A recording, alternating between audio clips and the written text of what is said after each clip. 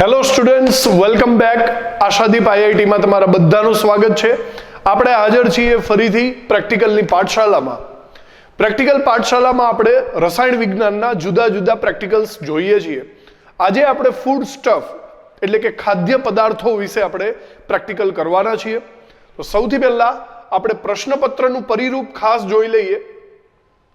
પ્રશ્નપત્રના પરિરૂપમાં વિભાગ એ માં રેડોક્સ અનુમાપન અને વિભાગ બી માં પુસ્તક સાથે પ્રશ્ન નંબર 3 માં આપણે કાર્બોહાઈડ્રેટ, ચરબી અને પ્રોટીનની હાજરી નક્કી કરતી કસોટીઓ જોવાની હોય છે અને આપણે એને ફૂડ સ્ટફ અથવા ખાદ્ય પદાર્થના પ્રેક્ટિકલ્સ કહીએ છીએ.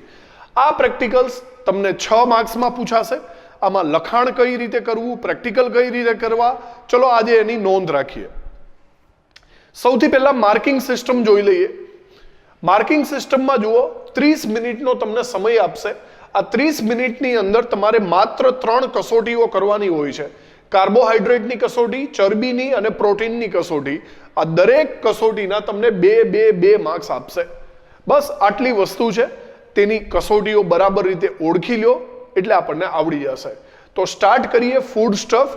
સૌથી પહેલા આપણી પાસે જે સ્કીમ બુક છે એની અંદર ખાદ્ય પદાર્થોનું આપણે કોષ્ટક કાઢી રાખીએ. તો આ છે ફૂડ સ્ટફ એનાલિસિસ, ખાદ્ય પદાર્થોનું ગુણાત્મક પૃથ્થકરણ. ચલો જોઈએ. સૌથી પહેલા તમારે કાર્બોહાઈડ્રેટ માટેની કસોટીઓ કરવાની છે. ખાસ વાત, તમને કોઈ પણ સર જે પદાર્થ આપશે એનું નામ તમને પહેલેથી આપી દેશે. કાં તો તમને દૂધ આપશે, કાં તો ચણાનો લોટ, ઘઉંનો લોટ, કોઈ તેલ, તમને પહેલેથી નામ આપી દેશે.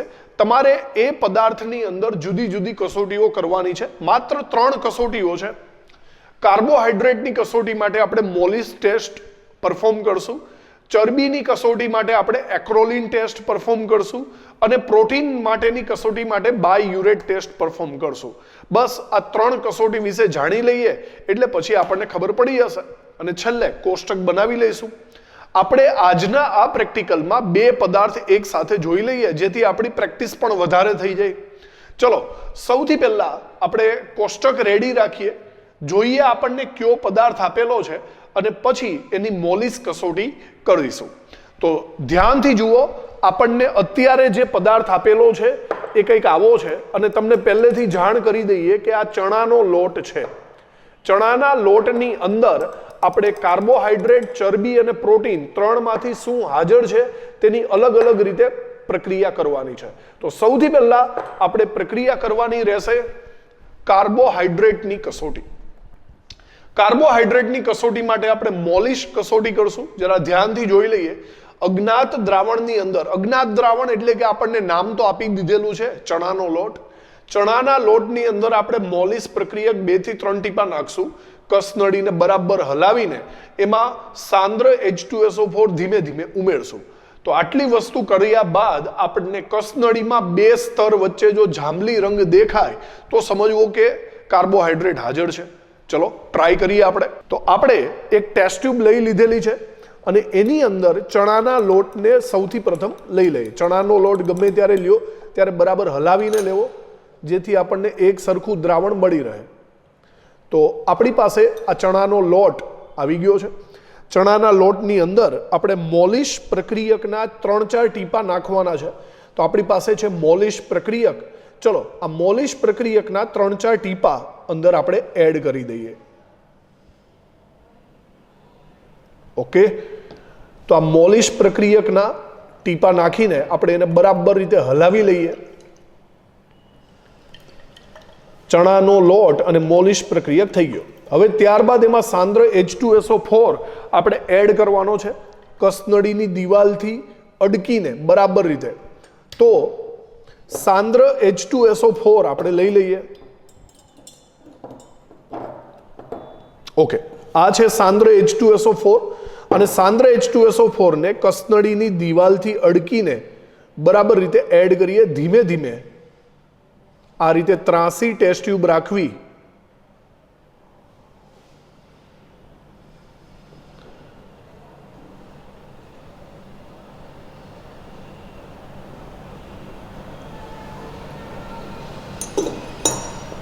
સાંદ્ર H2SO4 આપણે એડ કરી લીધા બાદ આપણે સ્પષ્ટ રીતે શાંતિથી જોઈએ.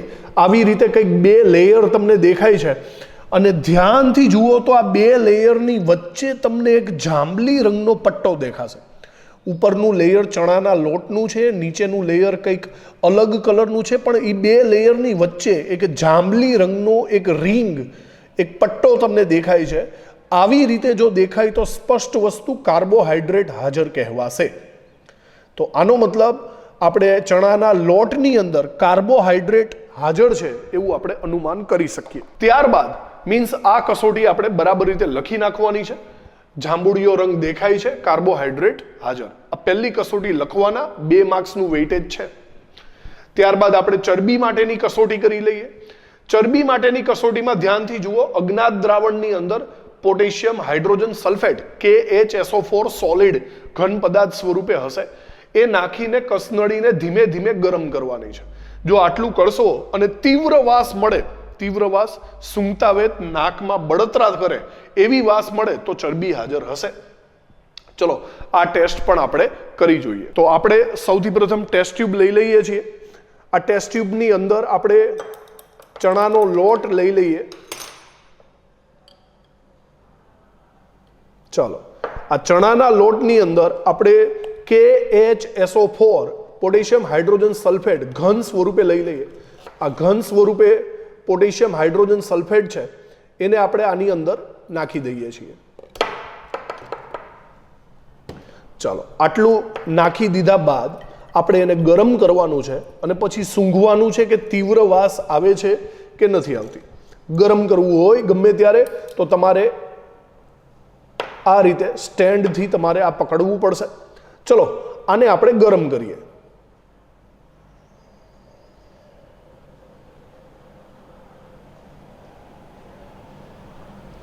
દ્રાવણને ગરમ કરતા કોઈ વાયુ બહાર નીકળે છે કે નહીં એ જોઈ લઈએ આપણે, અને પછી એ વાયુને બરાબર રીતે આપણે સૂંઘી લઈએ.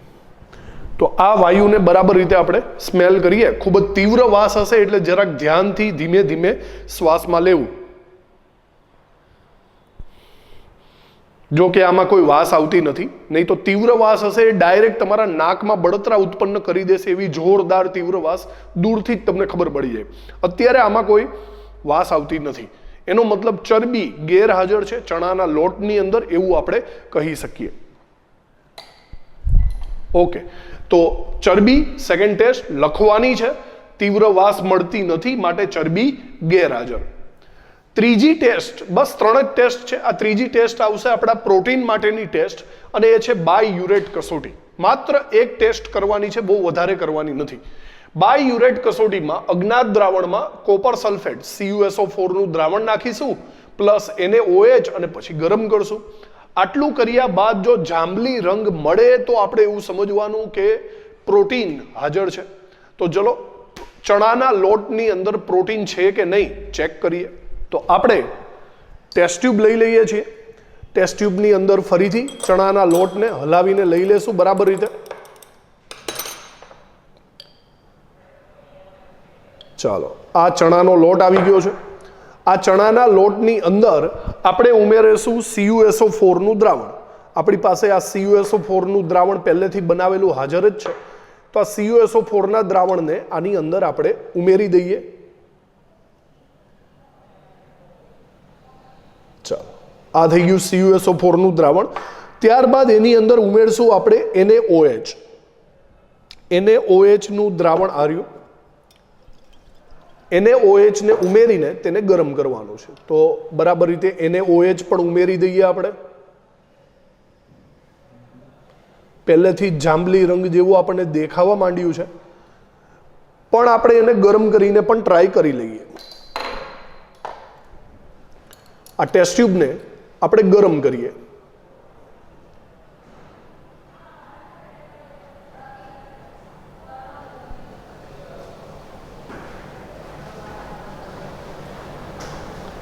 ચલો આટલું ગરમ કર્યા બાદ સ્પષ્ટ પહેલેથી જાંબલી રંગ તો આપણને દેખાતો જ હતો, તો હવે સ્પષ્ટ જાંબલી રંગ આપણને દેખાય જ છે.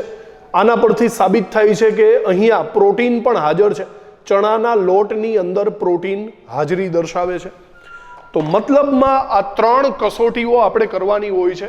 બરાબર. કાર્બોહાઈડ્રેટની કસોટી, ચરબીની કસોટી અને પ્રોટીનની કસોટી, આ 3 કસોટીમાંથી જે હાજર છે એ આપણે યોગ્ય રીતે નોંધ કરવાની. આ 3 કસોટીઓ લખીને છેલ્લે આપણે પરિણામ દર્શાવવું પડશે. બરાબર ધ્યાનથી સાંભળજો. પરિણામમાં તમને એક જ પદાર્થ આપશે અને એનું નામ પણ તમને આપી દેશે. તો તમારે એક પરિણામનું કોષ્ટક કંઈક આવી રીતે કરવાનું છે અને પરિણામના કોષ્ટકમાં તમને અત્યારે આપેલો છે ચણાનો લોટ, તો આ બાકીની કોઈ પણ વસ્તુ લખવાની જરૂર નથી. માત્ર ચણાનો લોટ, આપણે એક જ વસ્તુનું આપણે અવલોકન કોષ્ટક કરવાનું. ચણાના લોટમાં કાર્બોહાઈડ્રેટ સંયોજનો હાજર છે તો એના ઉપર રાઈટ અથવા ગુજરાતીમાં હાજર છે એવું લખી શકાય. ચરબી હાજર નથી એટલે ગેરહાજર છે એવું લખી શકાય. અને પ્રોટીન સંયોજનો હાજર છે તો હાજર લખી શકાય. બસ આટલી કસોટી તમારે કરવાની હોય છે. બરાબર. એટલે એક પદાર્થનું ફૂડ સ્ટફ એનાલિસિસ પૂરું થાય. આપણે આની સાથે સાથે એક બીજો પદાર્થ પણ લઈ લઈએ જેથી આપણી પ્રેક્ટિસ ખૂબ જ વધી જશે. આપણે એક સેકન્ડ પદાર્થ લઈ લઈએ અને એ પણ જોઈ લઈએ કે તેમાં કાર્બોહાઈડ્રેટ, ચરબી અને પ્રોટીન પૈકી કઈ કઈ વસ્તુ હાજર છે. તો ફરીથી આપણે આ ટેસ્ટ રિપીટ કરીએ છીએ. ફૂડ સ્ટફ એનાલિસિસમાં આપણે એક બીજો પદાર્થ લઈને ટ્રાય કરીએ. ચાલો, તો આપણી પાસે ચણાનો લોટ હતો તેને આપણે સાઈડ ઉપર મૂકીએ અને બીજો પદાર્થ આપણે સ્ટાર્ટ કરીએ. તમને આવો એક બીજો પદાર્થ તમને આપી દીધેલો છે અને પહેલેથી તમને કહી દેશે કે આ સરસવનું તેલ છે. સરસવનું તેલ અને આપણે આમાં ટેસ્ટ કરવાની છે કે કાર્બોહાઈડ્રેટ, પ્રોટીન અને ચરબી પૈકી શું હાજર છે. તો સૌથી પહેલા આપણે પ્રેક્ટિકલ કરીશું મોલિશ કસોટી, જે કાર્બોહાઈડ્રેટની પરખ કસોટી છે. આ સરસવનું તેલ આપણે લઈ લેશું. એની અંદર આપણે સૌથી પહેલા નાખવું પડશે મોલિશ પ્રક્રિયકના 3-4 ટીપા.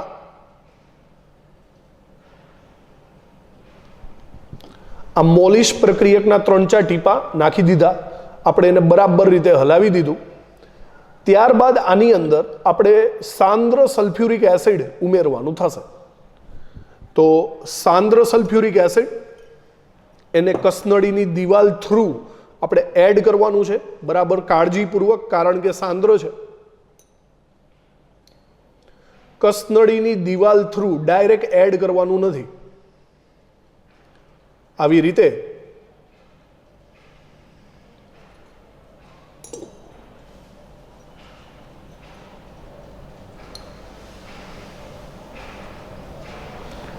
કસનળીની દિવાલ થ્રુ આપણે એડ કરીએ છીએ. તો જરા ધ્યાનથી જુઓ. આપણે બસ એ જ જોવાનું છે કે બે સ્તરો વચ્ચે જાંબલી રંગનું દ્રાવણ, જાંબલી રંગનું એક રિંગ બને છે કે નહીં. અને અહીંયા સ્પષ્ટપણે તમને દેખાતી જ હશે કે જાંબલી રંગની રિંગ તમને દેખાય છે બે સ્તરો વચ્ચે. આનો મતલબ કાર્બોહાઈડ્રેટ અહીંયા હાજર છે. સરસવના તેલની અંદર કાર્બોહાઈડ્રેટ હાજર છે. સેકન્ડ કસોટી જો આપણે આગળ વધીએ, મોલિશ કસોટી હાજર કહેવાશે, એટલે કે જાંબલી રંગ દેખાય છે, કાર્બોહાઈડ્રેટ હાજર. ત્યારબાદ ચરબી માટેની કસોટી કરીએ. તેલની અંદર મોસ્ટ ઓફલી ચરબી આવે જ, તો આપણે ચેક કરીએ આની અંદર ચરબી હાજર દર્શાવે છે કે નહીં. અને એમાં તીવ્ર વાસ મળશે એટલે થોડું પ્રિપેર થાજો બરાબર રીતે. ડાયરેક્ટ કસનળીને નાકની બાજુમાં લાવશો તો ખૂબ જ બહુ તીવ્ર વાસ મળશે, ખૂબ જ ખરાબ દેખાશે તમને. તો સ્ટાર્ટ કરીએ. અજ્ઞાત દ્રાવણમાં પોટેશિયમ હાઇડ્રોજન સલ્ફેટ નાખીને ધીમે ધીમે ગરમ કરવાનું છે. તો બરાબર તકેદારીપૂર્વક આપણે આ ટેસ્ટ કરીએ. આપણી પાસે સરસવનું તેલ છે, એને નાખીએ. એની અંદર પોટેશિયમ હાઇડ્રોજન સલ્ફેટ KHSO4 આપણી પાસે છે અને એ ઘન સ્વરૂપે આપણે આની અંદર ઉમેરવાનો છે.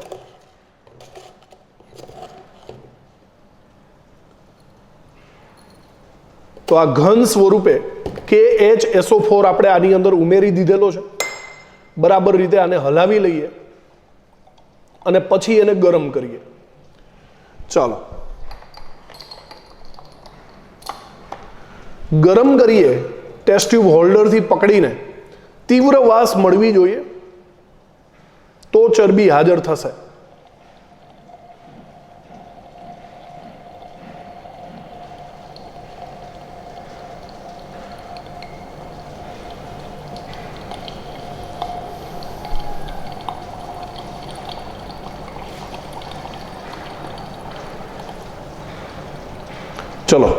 હજી મેં ટેસ્ટ ટ્યુબને નજીક લીધી નથી, તેમ છતાં આમ થોડોક અનુભવ થવા માંડ્યો છે કે આ તીવ્ર વાસ ધરાવે છે. બહુ ડાયરેક્ટ સંપર્કમાં આવતા નહીં. જો ધીમેથી તમે આની સ્મેલ સૂંઘો, તીવ્ર વાસ લાગે જ છે.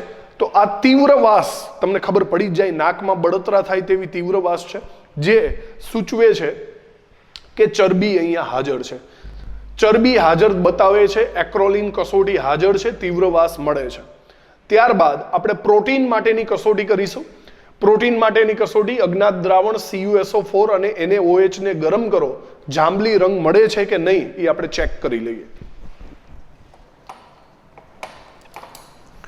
તો આપણે ટેસ્ટ ટ્યુબની અંદર સરસવનું તેલ લઈશું આપણા અજ્ઞાત દ્રાવણ તરીકે.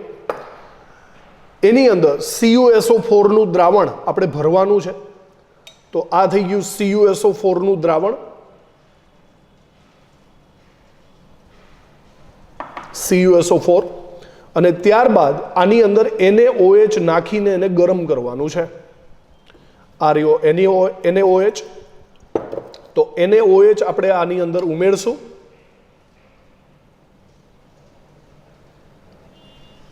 ચલો, બરાબર રીતે મિક્સ થતા નથી કારણ કે આ તૈલી પદાર્થ છે. આપણે હવે આને ગરમ કરીને જોઈએ કે જાંબલી રંગનો પદાર્થ મળે છે કે નહીં. ટેસ્ટ ટ્યુબ હોલ્ડરથી પકડીને આપણે એને ગરમ કરીએ.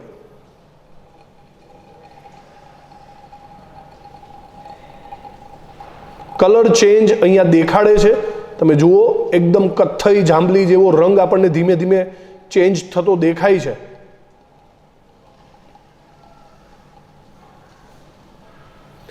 બરાબર, કથ્થઈ પડતો જરાક જાંબલી રંગનો આ પદાર્થ બની જાય છે, જે સૂચવે છે કે આની અંદર પ્રોટીન પણ હાજર છે બાયયુરેટ કસોટીની અંદર.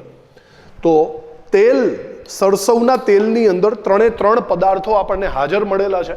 બરાબર, પ્રોટીન, ચરબી અને કાર્બોહાઈડ્રેટ 3 હાજર છે. આ 3 કસોટીઓ લખ્યા બાદ તમારે પરિણામ દર્શાવવાનું છે. પરિણામમાં ફરીથી કહી દઉં કે આ બધા પદાર્થ લખવાની જરૂર નથી. તમને જે પદાર્થ આપેલો છે એનું નામ તમને ઓલરેડી જણાવવામાં આવશે. તો તમારે શું કરવાનું છે, કોષ્ટકની અંદર આ પદાર્થનું નામ લખી નાખવાનું છે. જેમ કે હું અહીંયા પદાર્થનું નામ લખીશ સરસવનું તેલ. સરસવનું તેલ. કાર્બોહાઈડ્રેટ સંયોજનો હાજર છે, ચરબીયુક્ત સંયોજનો હાજર છે, પ્રોટીનયુક્ત સંયોજન પણ હાજર છે. બરાબર, આનો મતલબ એમ થયો તમે એ ગુજરાતીમાં પણ હાજર લખી શકો છો, નહીં તો તીરની ખરાની નિશાની પણ કરી શકો છો. બસ આ નાનો એવો પ્રેક્ટિકલ, આને કહીશું આપણે ફૂડ સ્ટફ એનાલિસિસ. પુરવણીમાં યોગ્ય રીતે લખો અને પૂરેપૂરા માર્ક્સ મળશે. ચલો મળીએ નેક્સ્ટ લેક્ચરમાં. Thank you.